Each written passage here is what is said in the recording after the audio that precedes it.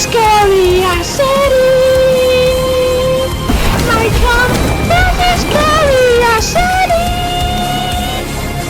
I'm piercing cannons right back and God. Here and me.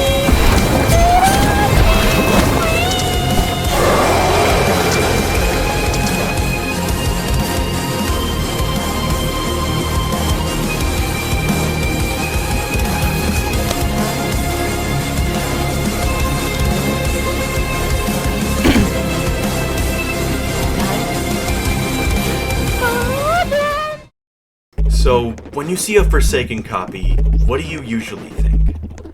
Wow, this game's gonna be bottom of the barrel slop, because all of them are.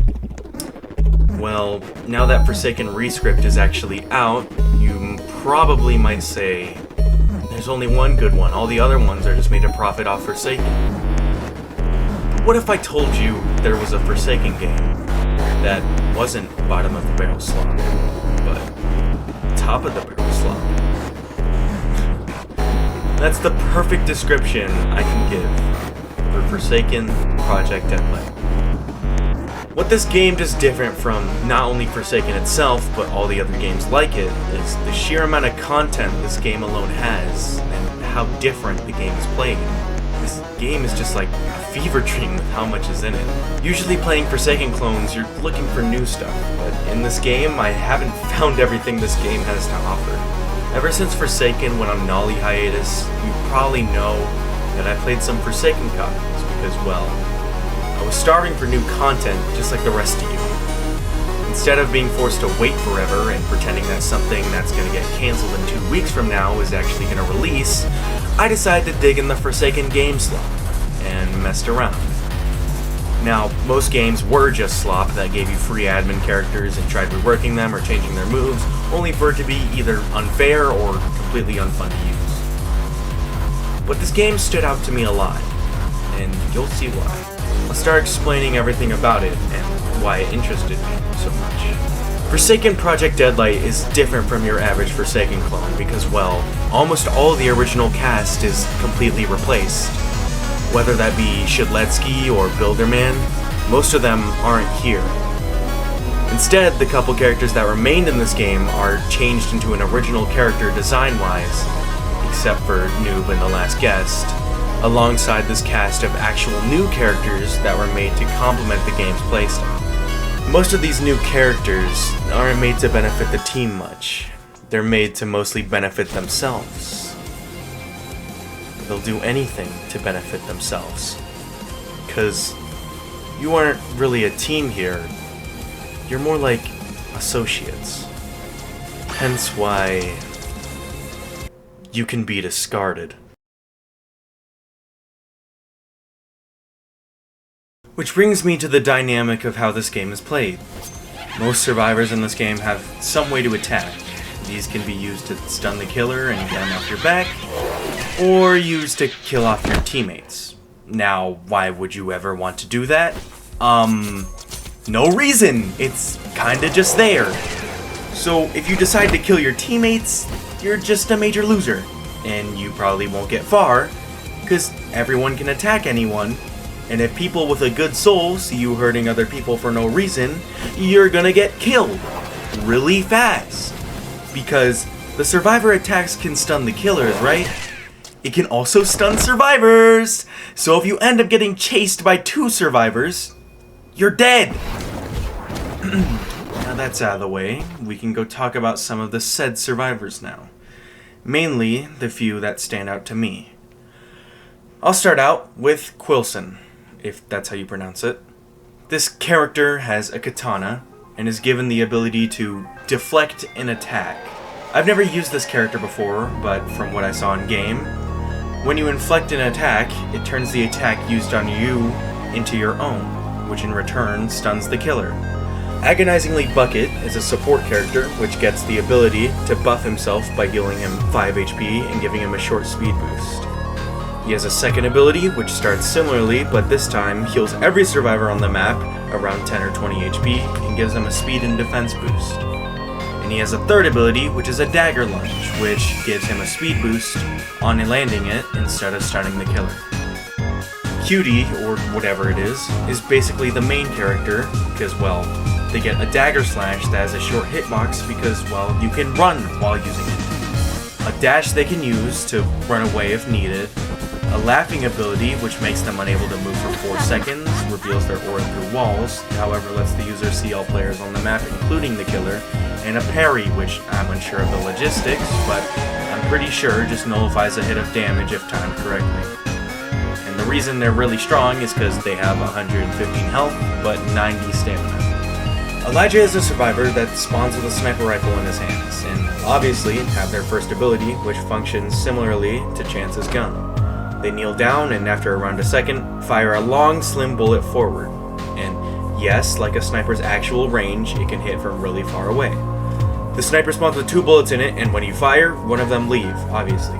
If you try to fire a third time after shooting both your bullets, the gun will blank, which Elijah has to reload the bullets back into the gun before he can fire again, which can be done with the reload ability.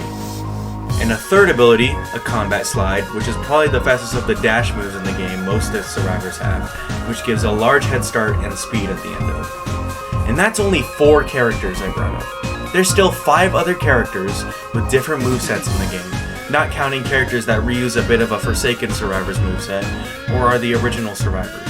But altogether, there's 19 survivors. That's a lot, if you can't tell. Now, there are only 4 new killers, and only one of them are actually worth looking at, but nonetheless, it's a neat addition anyway. But we'll take care of my favorite new killer in a bit.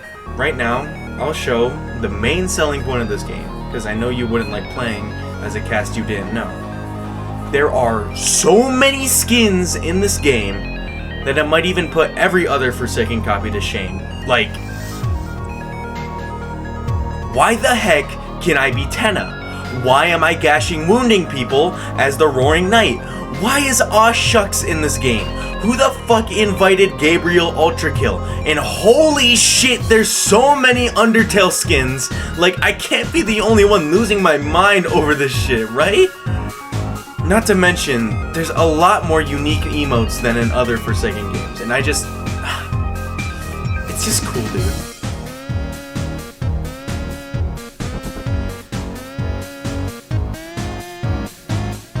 Now, let's play a round of this game as Susie and show you how this unique new killer works. Okay, never mind. Apparently they got removed from the game literally an hour after finishing that last section, so never mind. I guess we'll not talk about the good new killer. Instead, we'll just move on to the little details and changes they made to this game that help it have an identity even more. Now that almost every character is able to attack in some way, you might be asking, so what's stopping the survivors from teaming up and killing the killer? Aren't the killers weak enough to kill a normal Forsaken already?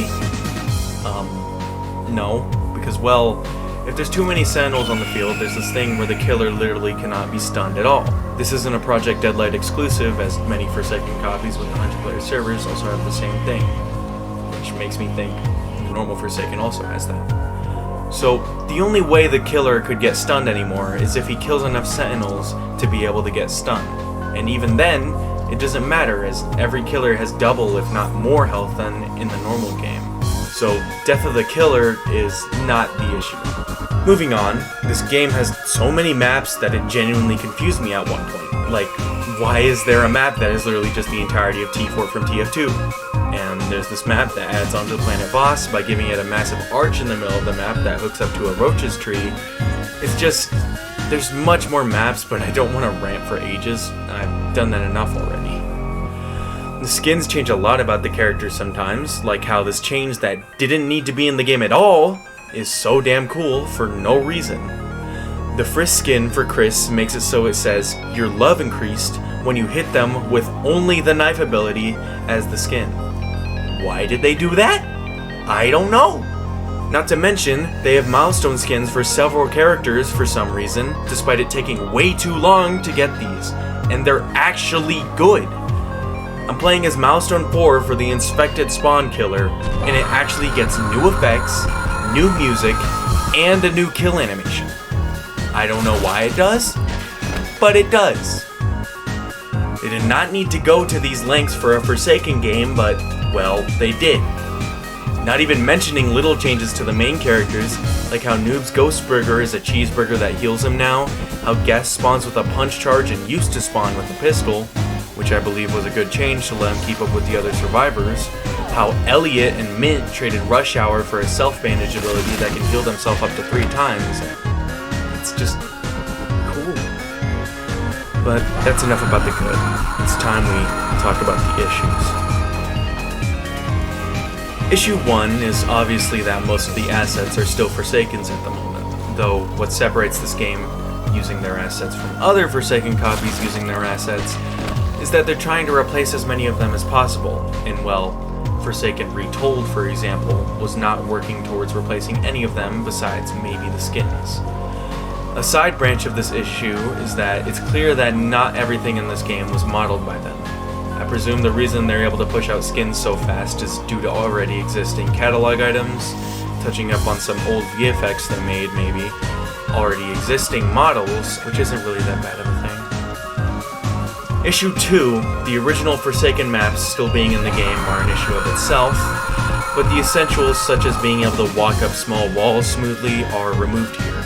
As you can see in some clips, trying to walk up some slopes or edges are absolute slogs because instead of using invisible ramps like Forsaken does, the small blocks will not let you over them unless you're using a broken skin that lets you scale them easier, such as the Roaring Knight skin. For example, the pawns on Yorick's resting place, pretend that those little poison pawn borders were instead one-way walls that only let people in between the walls off of it, and people outside of them couldn't enter. Bam! Now you have a god tier looping spot. And you can tell from when I said that, the pawns don't give you the respective status effects either, so there's no downsides to even doing that. Issue 3, the survivors aren't that vastly different. Now, it doesn't really matter that they aren't that different because there's 19 of them, but most of the abilities are reskins of already existing ones.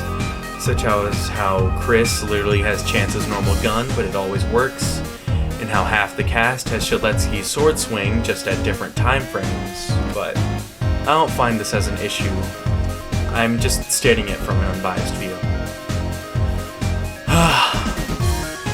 Finally, I can end the video here because it's getting way too long and nobody's gonna watch some idiot's first video essay quotations on a Forsaken game of all things. This is my first time I ever talked about anything with a script behind it, so let me know if you want more of my opinions about game in the future. But with all that said, see ya, I guess. Also, just want to state that I'm not in touch with this game's community at all. I don't know anything about what's going on, including why that cool original killer was removed. By the way, isn't it wild that right after I said getting cancelled in 2 weeks from now about the Nolly release, an hour later they announced Nolly releasing on the 11th? That's crazy!